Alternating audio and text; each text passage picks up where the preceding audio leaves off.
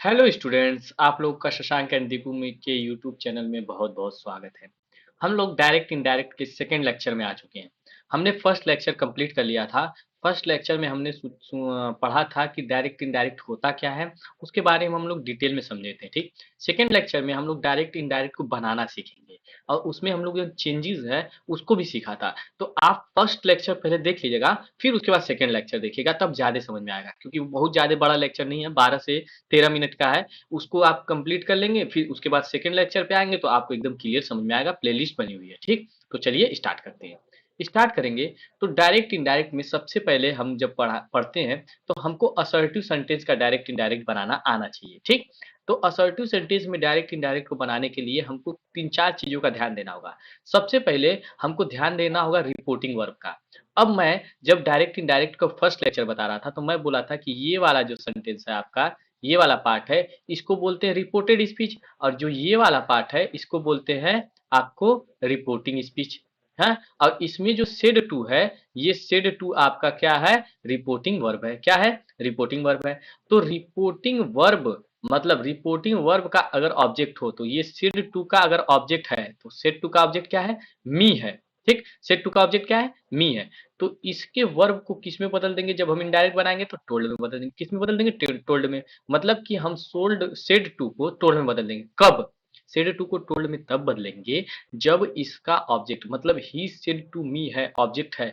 अगर यहीं पे लिखा रहता, जैसे अगर यहीं पे लिखा रहता केवल ही और उसके बाद लिखा रहता सेड टू, केवल ये लिखा रहता तब इसका ऑब्जेक्ट नहीं रहता। लेकिन यहाँ पे लिखा ही सेड टू मी मतलब इसका एक ऑब्जेक्ट उपस्थित है। तो जब ऑब्जेक्ट उपस्थित रहेगा तब हम कैसे बनाएंगे, तब हम क्या करेंगे कि सेड टू को टोल्ड में बदल देंगे। और दोनों पार्ट को मतलब जब डायरेक्ट से इनडायरेक्ट बनाएंगे तो यहाँ पे डबल इन्वर्टेड कामा है, तो ये जो डबल इन्वर्टेड कामा है ये हट जाएगा और दोनों पार्ट को हम किससे जोड़ेंगे, कंजक्शन दैट से। ठीक, तो चलिए स्टार्ट करते हैं और शुरू करते हैं समझने का।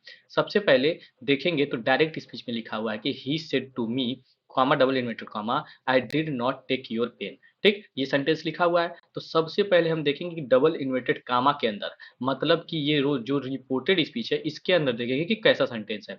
तो जैसे ही दिख जाए आपको यहाँ पे फुल स्टॉप, ठीक, तो फुल स्टॉप दिख जाए और इसमें कोई एकदम सिंपल शब्द हो, सिंपल मतलब सेंटेंस हो, सिंपल वाक्य हो, तो उसको असर्टिव बोलते हैं।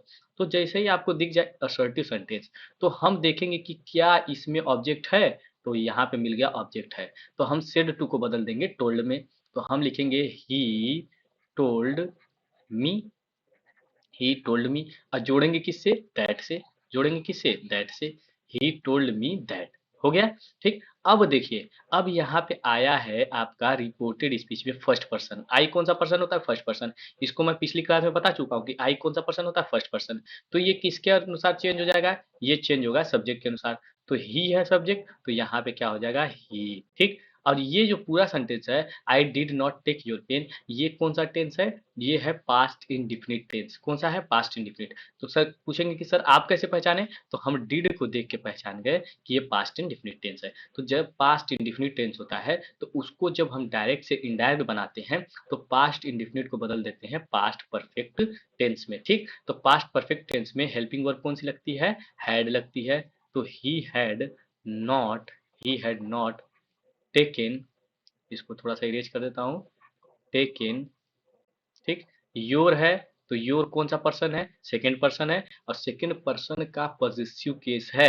अब पॉजिटिव केस कैसे पता करते हैं कि अगर इसके बाद कोई नाउन आ जाता है तो वो पॉजिटिव केस हो जाता है। तो योर पॉजिटिव केस है, तो ये किसके अनुसार चेंज होगा, मी के अनुसार। क्यों, क्योंकि ये सेकंड पर्सन है तो सेकंड पर्सन ऑब्जेक्ट के अनुसार चेंज होता है। तो मी है, तो मी जब ये क्या हो जाएगा, योर, तो योर का पॉजिटिव केस क्या होगा अगर सेकंड पर्सन के हिसाब से चेंज करेंगे, तो माई। ठीक, अब फिर उसके बाद लिख देंगे पेन और full stop. he told me that he had not taken my pen। ठीक, होपफुली आपको समझ में आया होगा। हमने क्या किया कि हमने सेड टू को टोल्ड में बदला, क्यों, क्योंकि ऑब्जेक्ट था। हमने क्या किया, किससे जोड़ा, दैट से। क्यों, क्योंकि ये असर्टिव सेंटेंस है तो हम दैट से जोड़ेंगे और टोल्ड में बदले। फिर उसके बाद हमने आई को चेंज कर दिया ही में। क्यों, क्योंकि आई था फर्स्ट पर्सन, सब्जेक्ट के अनुसार चेंज हो गया। सब्जेक्ट था यहाँ पे आपका ही, तो इसके अनुसार चेंज कर दिया। डिड नॉट, डिड नॉट से हमको पता चल गया कि ये पास्ट इंडिफिनिट टेंस है, तो हम लगा देंगे पास्ट परफेक्ट टेंस, तो यहाँ पे आपका बन जाएगा had not taken my pen. Hopefully आपको समझ में आएगा। अब हम चलते हैं नेक्स्ट पे। नेक्स्ट मतलब कि सेकेंड नंबर पे। सेकेंड नंबर को जब देखेंगे तो यहाँ पे भी सिड टू के बाद ऑब्जेक्ट उपस्थित है मी, और ये एक सेंटेंस कैसा सेंटेंस है, यहाँ पे फुल स्टॉप दिखा तो फुल स्टॉप को देखते ही हम समझ गए कि ये कैसा सेंटेंस है। ये आपका सेंटेंस है असर्टिव। तो हम सिड टू को बदलेंगे टोल्ड में, तो लिखेंगे he told me. He told me जोड़ेंगे किससे, क्योंकि डबल इन्वर्टेड कामा को हटाना है, तो जोड़ेंगे हम दैट से। जोड़ेंगे दैट से, तो ही टोल्ड मी दैट। आई कौन सा पर्सन है, फर्स्ट पर्सन, तो ये सब्जेक्ट चेंज होगा आप सब्जेक्ट के अनुसार। किसके अनुसार, सब्जेक्ट के अनुसार। सब्जेक्ट है क्या, ही, तो he told me that he. अब देखिए एम के बाद जब आईएनजी फॉर्म आ जाती है तो ये सेंटेंस हो जाएगा प्रेजेंट कंटीन्यूअस टेंस। तो बन किस में जाएगा, ये पास्ट कंटीन्यूअस में। चेंज करना हमने पिछली वीडियो में सीखा है। ठीक, तो ये हो जाएगा आपका he was waiting, he was waiting. ठीक, वेटिंग फॉर योर कौन सा पर्सन है, सेकंड पर्सन है, तो ये चेंज होगा ऑब्जेक्ट के अनुसार। तो मी है तो यहाँ पे हो जाएगा माई फादर। ठीक, टुडे का क्या हो जाएगा, टुडे का हो जाएगा that day, that that that that day. ठीक, होपफुली समझ में आएगा। हमने दोनों सेंटेंसेस को बना लिया। अब कहेंगे कि सर अगर मान लीजिए कि रिपोर्टिंग वर्ब का ऑब्जेक्ट ही ना हो, ओ तब तो दिक्कत हो जाएगी। तो रिपोर्टिंग वर्ब का जब ऑब्जेक्ट नहीं होगा तो हम उसको समझेंगे नेक्स्ट में। ठीक, नेक्स्ट में समझेंगे। अगर रिपोर्टिंग वर्ब का ऑब्जेक्ट ना हो और उसका वर्ब जो हो, तब उसके वर्ब को हम टोल्ड में नहीं बदलेंगे। क्यों, क्योंकि जब यहाँ पे मैं देखा सेड, तो सेड के बाद क्या कोई मी ऊ दिख रहा है, यहाँ पे तो इन्वर्टेड कामा है, तो कहीं मी ऊ दिख रहा है, मतलब सेड का कोई ऑब्जेक्ट नहीं है।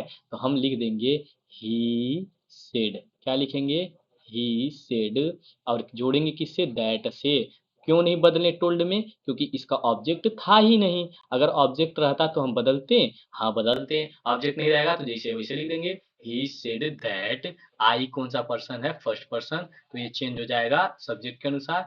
तो ही हो जाएगा। एम है तो एम का हो जाएगा वॉज। अब ये कोई टेंस नहीं है, ये मत सोच लीजिएगा कि एम आ गया तो टेंस है।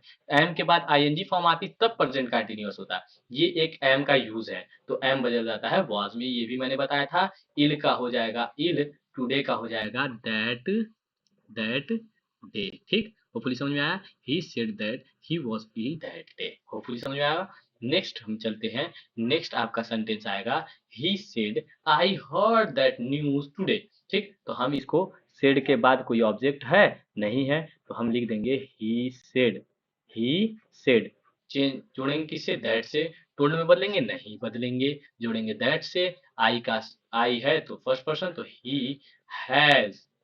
ठीक, हैज, सॉरी हैज नहीं होगा, क्योंकि यहाँ पे हर्ड जो है ये वर्ब की कौन सी फॉर्म है, वर्ब की सेकंड फॉर्म। और वर्ब की सेकंड फॉर्म किस में आती है, पास्ट इंडिफिनिट में आती है। पास्ट इंडिफिनिट में आती है, तो इसको बदलना है पास्ट परफेक्ट में, तो हम लिखेंगे हैड ही हैड हर्ड, क्योंकि ये already third form he heard he होता है। इसको मैं थोड़ा सा और सही से लिख देता हूँ।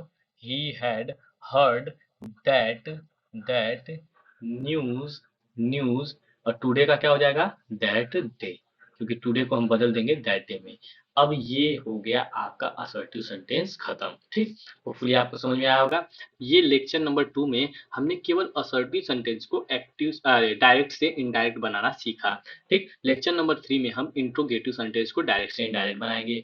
दूसरी चीज कि आप एक काम करिएगा, आप क्या करिएगा, पहले लेक्चर को देखिएगा, फिर दूसरे लेक्चर को देखिएगा, और दूसरे लेक्चर में जब मैं सेंटेंस को बनाया हूँ तो उस सेंटेंस को आप करिएगा कि अपने से खुद से बनाने की कोशिश करिएगा, तब ज्यादा मजा आएगा। ठीक, तो होपफुली आपको एकदम अच्छे से समझ में आएगा। मिलते हैं नेक्स्ट वीडियो में, तब तक के लिए जय हिंद। ज्यादा से ज्यादा शेयर करिए।